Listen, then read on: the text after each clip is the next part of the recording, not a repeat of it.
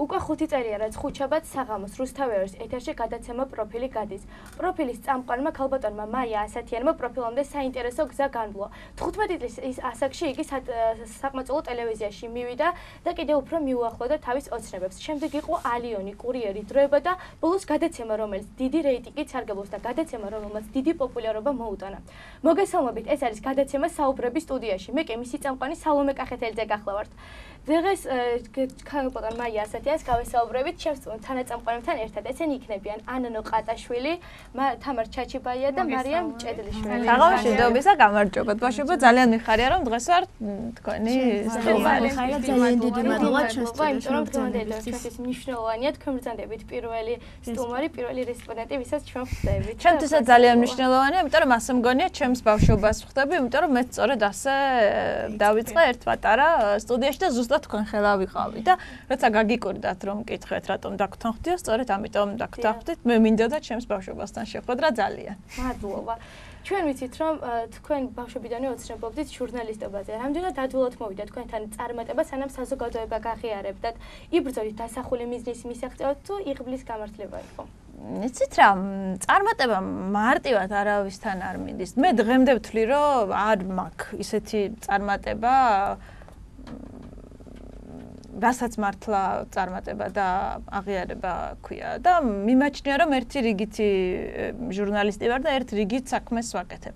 თუ ეს საქმე ვიღაცას მოწონს ან არ მოწონს, ეს ალბათ იმ წლების და პრაქტიკის დამსახურებაა, რაც გავიარე. თუმცა, რა თქმა უნდა, იღბალსაც ძალიან დიდი მნიშვნელობა აქვს, მაგრამ მაინც მგონია რომ როცა ძალიან ბევრს შრომობ, როცა სწორად მიდიხარ დასახული მიზნისკენ და როცა ცდილობ შენი შეცდომები გაანალიზო და არ მოექცე სხვას ისე როგორც არ გინდა რომ შენ მოგექცნენ, ადრე თუ გვიან ეს წარმატება მოდის, თუმცა არ მეგულება ამ ქვეყნად წარმატებული ადამიანი, რომელსაც ეს აღიარება ძვირად არ დაუჯდა და ჩემი წარმატება ძალიან ისე რთულად მოვიდა. თუ შეიძლება ამას წარმატება დავარქვათ. რას თulis ნამდვილ წარმატებად? ნამდვილი წარმატება იცით რა არის? აი ეხლა ვფიქრობდი სანამ სტუდიაში შემოვიდოდი, როცა აი ესე თქვენ ხელა მოზარდებს ხვდები და მათ იციან შენ ვინ ხარ და თუნდაც შენზე უკეთესად იციან შენი ბიოგრაფია. აი ახლა მივხვდი რომ თურმე ღირდა თუნდაც ამისთვის ცხოვრება. მაგრამ მე მაინც ვფიქრობ რომ თქვენ ძალიან ბევრ ადამიანს უყარხართ. ხო, ძალიან დიდი მადლობა. ძალიან დიდი მადლობა. ეს ძალიან მახარებს და მახარებს კიდევ ის რომ თურმე ჩემს გადაცემას თქვენი თაობაც უყურებს. ძალიან აშენი მაყურებლები ვართ თქვენი გადაცემის. უღრმესი მადლობა. როგორც ყოველთვის პროფესიის არჩევაში მშობლები ეხმარებიან შვილებს. იქონია თუ არა ზეგავლენა თქვენმა მშობელმა, ანუ გადაგაწყვეტინა თუ არა რომ ჟურნალისტი გამოსულიყავით, თუ ეს არის დამოუკიდებლად მოხდა თქვენ თვითონ გადაწყვეტეთ? მე იმდენად მინდოდა რომ ჟურნალისტი ყოფილიყავი, რომ ვისაც არ უნდა ეთქვა საწინააღმდეგო აზრი, ალბათ არ დაუჯერებდით და ეს ალბათ იმდენად ჩანდა რომ ვერ ვიხსენებ ვერც ერთ ფაქტს და ვერც ერთ სხვა შესაძლო ვარიანტს რომ მე სხვა პროფესია ამერჩიან. ანუ არ მახსოვს ჩემი თავი ამ პროფესიაზე ოცნების გარეშე. ან ამ პროფესიაში ვარ, ან ამ პროფესიაზე ვოცნებობდი. ახლა უკვე 20 წელიწადზე მეტია, რაც ჟურნალისტი ვარ და 15 წლის ვიყავი ტელევიზიაში პირველად რომ მოვედი. აი ამ ყუთის გარეშე ცხოვრება მართლა ვერ წარმომიდგენია. ალბათ ეს იმდენად ჩანდა რომ ვერავინ ვერ მეტყოდა რომ იცი შვილო მოდი იქნებ ექიმი გამოხვიდე ან იქნებ მასწავლებელი იყო და ალბათაც დაუჯერებდი. ჩვენი პროფესიის ერთ-ერთი მთავარი მინუსიც და პლუსიც არის სიჯუტე და მიზანსწრაფულობა. ჟურნალისტობა ეს ძალიან რთული პროფესიაა და მეთანხმებით. არა, ყველა პროფესია რთულია.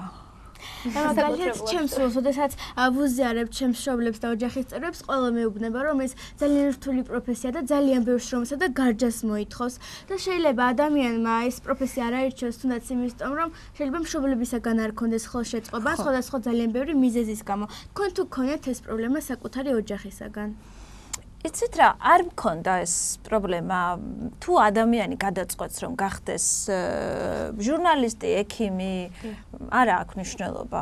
რა ნებისმიერი პროფესიის, მსახიობის და თუ ეს ძალიან უნდა და თუ ღმერთმა მას ამის ნიჭი მისცა, თუნდაც ის ნიჭი არ მისცემს მას მოსვენებას, რომ სხვა გზა აირჩიოს. ხო, ჩემ შემთხვევაშიც ასე იყო, რაც არ უნდა დამდგომოდა წინ და ვისაც არ უნდა მოეცა რჩევა რომ იქნებ თქვათ სხვა ცხოვრებისეული გზა ამერჩია, ბოლოს მაინც აქამდე მოვიდოდი, ახლა ამ გადმოსახედიდან ასე მგონია. თუმცა იმისთვის რომ იყო წარმატებული, ყველა პროფესიაში გჭირდება ძალიან დიდი შრომა და ძალიან დიდი მონდომება. ამის გარეშე შეუძლებელია რომ რაღაცას მიაღწიო ნებისმიერ საქმეში, თუნდაც რაღაც ელემენტარული საქმე გებაროს. ქალბატონო მეია თქვენ მოდი ქალბატონოს ნუ მეძახით.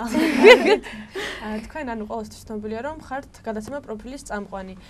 ხშირად იწვევთ სტუდიაში ცნობილ ადამიანებს, რომლებიც გვესაუბრებიან თავიანთი ცხოვრების და შემოქმედების შესახებ. ასევე არაერთხელ დახმარები ხართ გაჭირვებულ ადამიანებს სირთულების გადალახვაში და არის ესეთი ანუ გულისხმობ იმას რომ მოსულან თქვენთან სტუდიაში ადამიანები, რომლებმაც ძალიან დიდი ხნის წინ დაკარგეს ახლობლები, საოცარი მაგრამ ფაქტია ის რომ თქვენ ეხმარებით და პოულობთ მისთვის ძვირფას ადამიანებს. აი მაინტერესებს ეს თქვენთვის როგორი განცდა გეუფლებათ ამ დროს?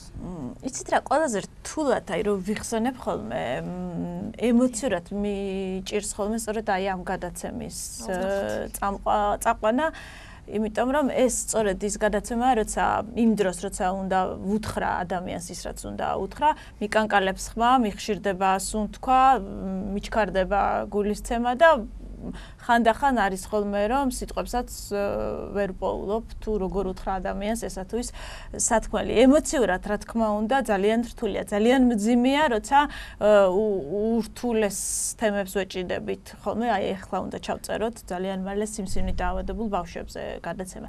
რა თქმა უნდა შეუძლებელია გააკეთო გადაცემა და იყო რობოტი. ეს ყველაფერი შენს ემოციებზე თუ არა ისახა და თუ ყველა განცდა სამსახურში დატოვე და სახლში წამოხვედი გაღიმებული ვერაფერს ვერ გააკეთებ და მე მაინც მგონია რომ ამ გადაცემის წარმატების საიდუმლო სწორედ ამაშიდებს ადამიანობაში.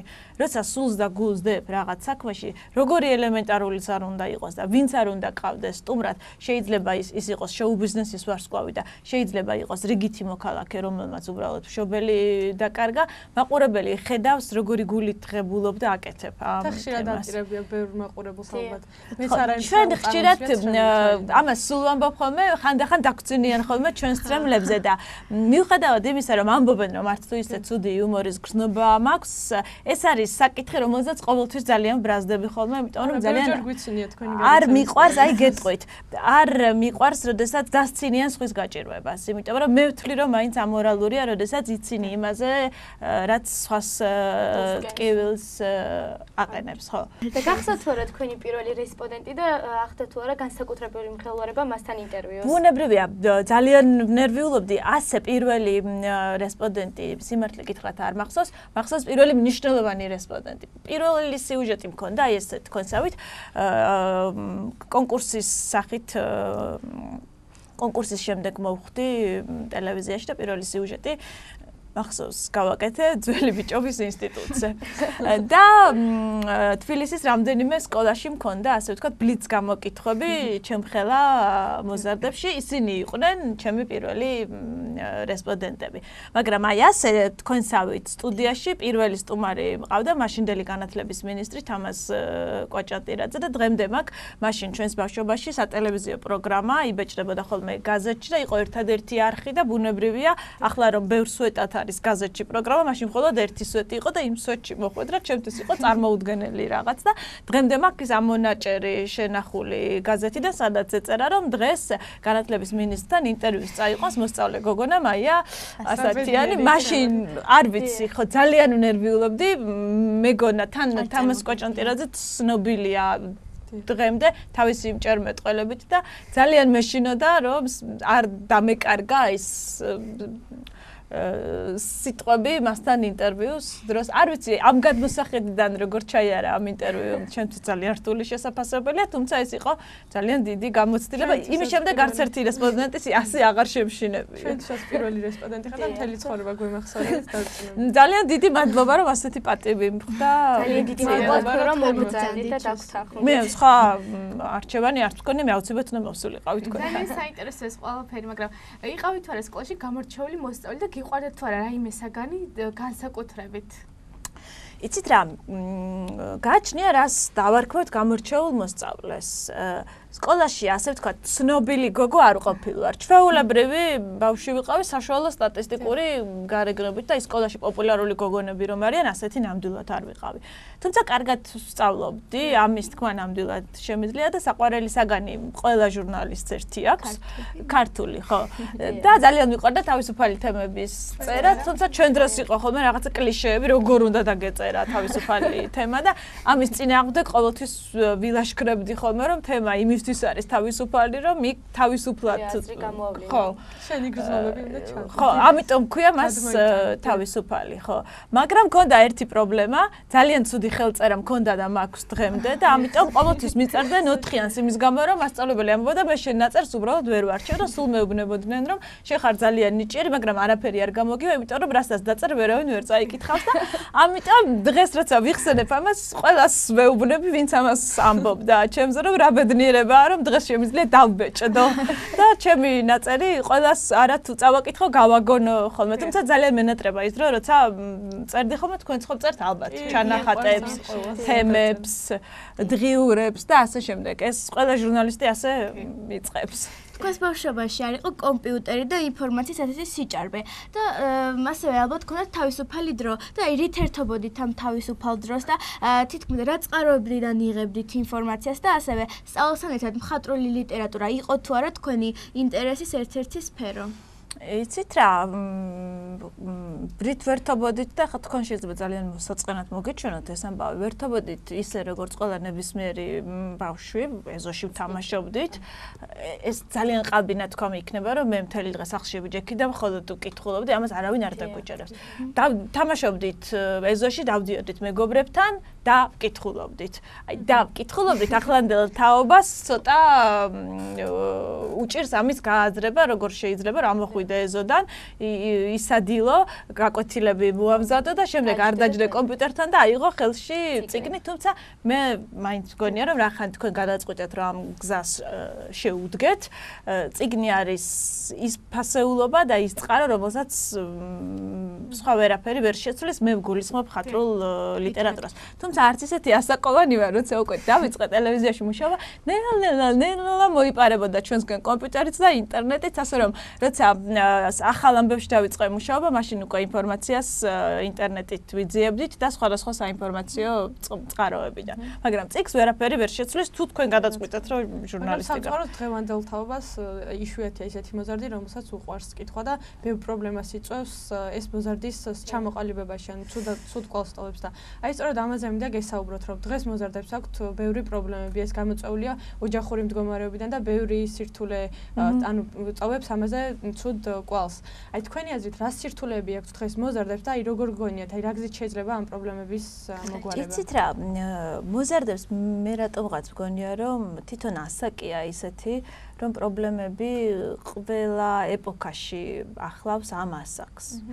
იმიტომ რომ ამ დროს ბავშვი ყალიბდება მოზრდილ ადამიანად. ამიტომ შინაგანად ისეთი დუღილის პროცესი მიმდინარეობს, რომ ყოველთვის არ არის იოლი იცხოვრო გარდატეხის ასაკში. მე საკუთარ თავზე გამომიცდია და ვიცი და ალბათ არც თქვენთვის არის იოლი, ხო.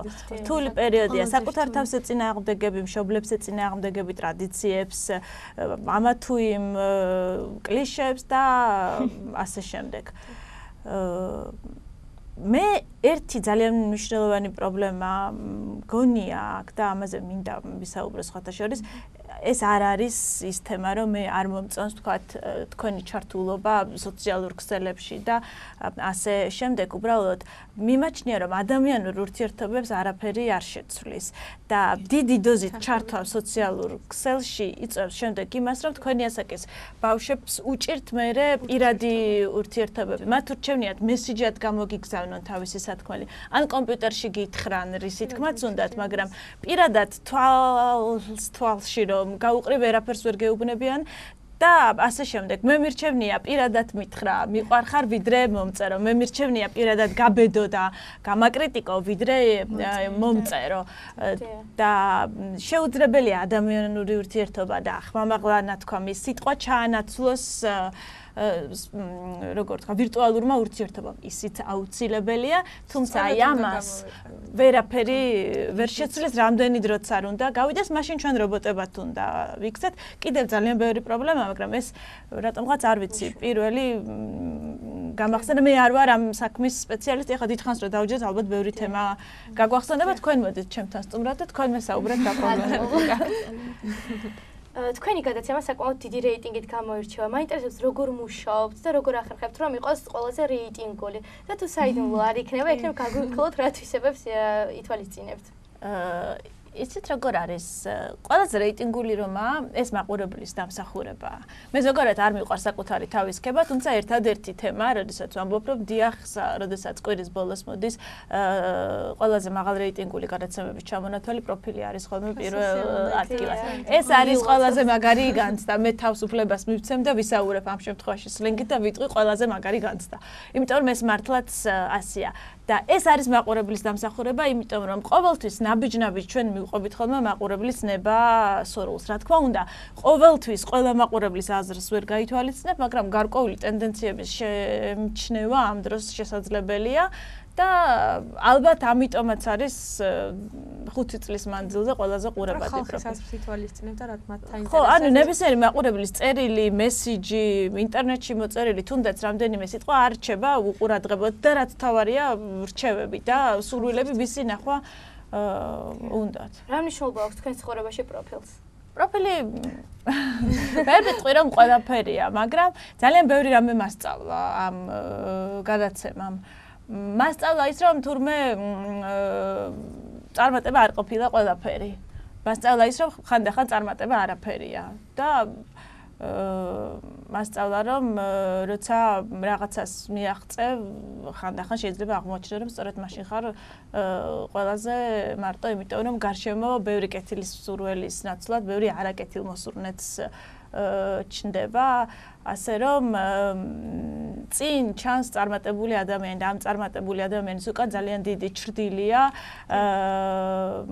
რომლის ტარება ძალიან მძიმე და რთული. ასე რომ პროფილმა ბევრი რამე მასწავლა და მე ამ ჩრდილთან ერთად ცხოვრობ აგერ უკვე 5 წელია, მაგრამ რომ დამაბრუნა ახლა თქვენ სასახში, მე ისევ ამ გზას ავირჩევდი აუცილებლად. ანუ ჟურნალისტი რომ არ ყოფილიყო მაია ასეთი? მე არავინ არ ვიქნებოდი. მე ასე მგონია. მე ხშირად დამისვამს ეს შეკითხვა საკუთარი თავისთვის. ვინ ვიქნებოდი რომ არა ჟურნალისტი? არავინ არ ვიქნებოდი. ასე მგონია. იმიტომ რომ სხვა არჩევანი არ მქონია, ხო?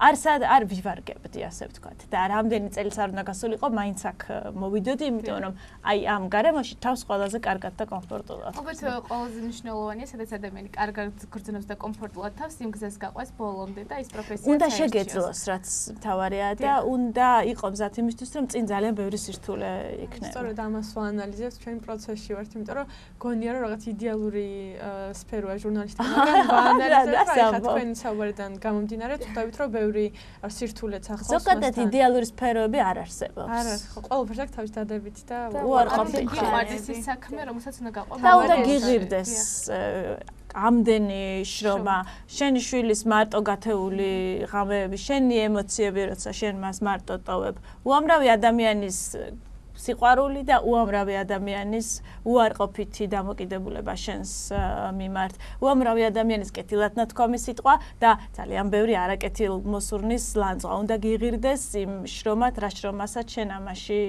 ვდებ. ხო, ყველა ცნობილ ადამიანს აქვს, ვისაც უყვართ ცნობილი ადამიანი, როგორც თქვენ უყვარხართ ბევრს, არ შეუძლებელია ყველას უყვარდე, ხო, როცა ჩანხარ, მეც მაქვს ძალიან ბევრი ცნობილ ადამიანს, რომელსაც არც ვიცნობ, მაგალითად ჰოლივუდის ვარსკვლავს და ჩემი აზრი, რომელიც სავარაუდოდ მათ საერთოდაც არ აინტერესებს, მაგრამ რახან ამ გზაზე მიდიხარ, მზად ხარ იმისთვის, რომ ყველა გიცნობს. კრიტიკაც აუცილებელია. საინტერესოა და უფრო როცა თვითკმაყოფილებაში ვარდები და გონია რომ ყველაზე კარგი ხარ, იმ დროს ამთავრებ კარიერას, ხო? მე ასე მგონია. მაია, თქვენ საქართველოში ერთ-ერთი ყველაზე ესეთი წარმატებული და რამდენს მაკებთ ახლა გამაკრიტიკეთ. წარმატებული და ძალიან ცნობილი და ნიჭიერი ტელეწამყვანი ხარ, მაგრამ არსებობს ჩვენა, ესე იგი, ჩვენელი დამწყები ჟურნალისტები, ასე რომ ვთქვა და კიდევ ძალიან ბევრი რომ მოზარდი, რომელსაც უნდათ რომ თქვენაირი ესეთი პროფესიონალური ადამიანი დადგეს. აი რას ურჩევდით ამ ადამიანებს? აი ძალიან ხშირად ხო ცხენიათ ხოლმე ამის გამოვლენით თუ ხო, აი გეტყვით. ახლა. პირველ რიგში ძალიან დიდი მადლობა ასე რომ მაქებთ, იმიტომ რომ ასეთი ქება მართლა არ დამიმსახურებია. მეორე, სულ ვეუბნები ხოლმე, ძირითადად გოგონები არიან. რა ვქნა, ძირითადად გოგონები ვართ ჟურნალისტები. სიმორცხვე არის ჩვენი პროფესიის მთავარი მტერი. როცა აი თქვათ მქონია შემთხვევა, როდესაც თქვათ მირეკავს დედაჩემი და მეუბნება რომ იცით ჩემი ახლობელმა დამირეკა და მისი შვილის მეზობლის ბიძაშვილი ოცნებობს რომ გახდა ჟურნალისტი და იქნება დაეხმარო და ასე შემდეგ. ჩვენი პროფესია მოითხოვს აქტიურობას და ზრდილობიან თავხედობას, ასე ვიტყვი. ამიტომ თუ რაღაცა უხერხულად გრძნობს ადამიანი თავს, თუ არ შეუძლია საკუთარი თავის გატანაც კი, როგორ შეძლებს ის წავიდეს და მოიტანოს ექსკლუზიური ინტერვიუ. თუ ზურგს უკან აი რაღაცა ძალა არ გაგდებს რომ წახვიდე ღია კარი ხანდახან შეამტრიო თუ კარი დაგიკეტეს ფანჯრიდან შეხვიდე და ასე შემდეგ შენგან ჟურნალისტი არ გამოვა. ამიტომ თუ გრცხვენია, კარგად თუ და დაფიქრდე, შეგიძლია კი ეს შენი გზაა, იქნება ვთქვათ რაღაცა სხვა პროფესიაში უკეთესი იყო. სიმორცხვე ჩვენი მთავარი მტერია და მთავარი მეგობარი არის წიგნი. ოსკაროვი გამახსენდა. ახლა მან თქვა რომ თუ გინდა რომ ქალის გული მოიგო და იყო წარმატებული, უნდა იყო თამამი. ეს არის პირველი. ეს არის აუცილებელი, ხო? ანუ თუ ადამიანი არის შინაგანად მორცხვი, ან ეს სიმორცხვე უნდა დაამარცხოს, ან სხვა გზა აირჩიოს. მაგალითად, ჟურნალისტიკის ფაკულტეტის პირველ კურსზე პირველი ლექცია ჩემი დაიწყო ამ სიტყვებით, მახსოვს დღემდე. ნოდარ ტაბიძემ გითხრა, გახსოვდეთ ყოველთვის თქვენ ხართ ჟურნალისტები, როცა კარს დაგიკეტავენ, უნდა შეძლოთ ფანჯრიდან შესვლა და წარმოიდგინეთ თქვა, თუ გრცხვენია კარზე დაკაკუნებისაც კი ფანჯრიდან როგორ შეხვდა. თუ გქონიათ რაიმე ესეთი შემთხვევა? მე სულ ამ შემთხვევებში ვცხოვრობ. კი, როგორ არა. განსაკუთრებით მაშინ, როდესაც ახალ ამბებში მუშაობდი, ეხლა ასე ზუსტად სიმართლე გითხრათ, გამიჭირდება გახსენება, თუმცა პროფილში ძალიან ხშირად ყოფილა შემთხვევა, ყველა ადამიანს ინდივიდუალური მიდგომა ჭირდება იმისთვის, რომ თუნდაც დაითანხმო და მოვიდეს გადაცემაში სტუმრად. თუმცა ფანჯრიდან შესვლა ძირითადად უფრო საინფორმაციო სამსახურში ჩემს მუშაობას ეხება. მინდა ორი სიტყვით მითხრათ, ანუ თქვენ გადატვირთული ძალიან გადატვირთული გრაფიკი გაქვთ, მაგრამ გაქვთ თავისუფალი დრო, რას აკეთებთ ამ დროს? მეგობრებთან ერთად? ძალიან მოსაწყენი თავისუფალი დრო მაქვს, იმიტომ რომ ჯერთი სამწუხაროდ ცოტა მაქვს ასეთი თავისუფალი დრო. და ძირითადად ჩემ შულთან ერთად ვატარებ ხოლმე, ის ძალიან ჩვეულებრივად, თან სახლში ვარ, თან სადმე მივდივართ სასეირნოდ, თუმცა ძირითადად გაგიმხავთ ახლა საიდუმლოს, არავისთვის არ მithქვამს, ძირითადად ძინავს. იმდენად მაკლია კვირის მანძილზე ძილი, რომ როცა მომეცემა ხოლმე ეგრეთ წოდებული ჩემი თავისთვის თავისუფალი დროის ჩუქების უფლება ძინავს ხოლმე. ქალბატონო მაია, იმის მიუხედავად, რომ თქვენ გაქვთ გადატვირთული გრაფიკი, მუშაობთ ძალიან ბევრს, ამას გარდა ყავთ ოჯახი. აი თქვენ როგორც დედა რას ითხოვთ თქვენი შვილისგან? როგორც მშობელი? ჩვენ არ გვაქვს ასეთი ურთიერთობა, რომ მე რაღაცას ვითხოვ. იმიტომ რომ გონია რომ რაღაცას კატეგორიულად მოითხოვ, განსაკუთრებით თქვენ ასაკში ეს უკვე რეაქციას იწვევს. ჩვენ უფრო მეგობრები ვართ, თუმცა ეს დედაშვილობის ზღვარი ყოველთვის დაცული გვაქვს.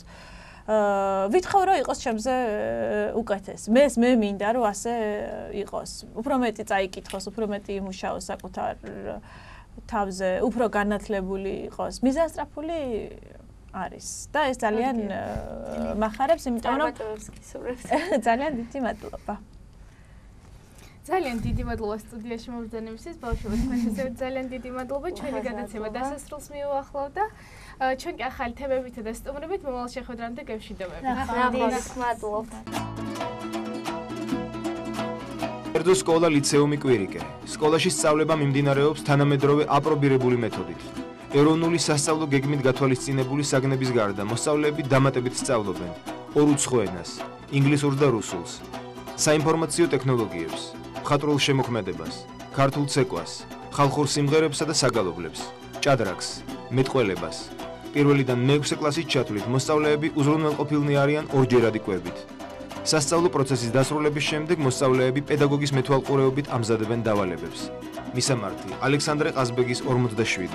დამატებითი ინფორმაციისთვის დარეკეთ ნომერზე 551 63 30 00. სკოლა ლიცეუმი კვირიკე. მომავლის საქართველოსთვის.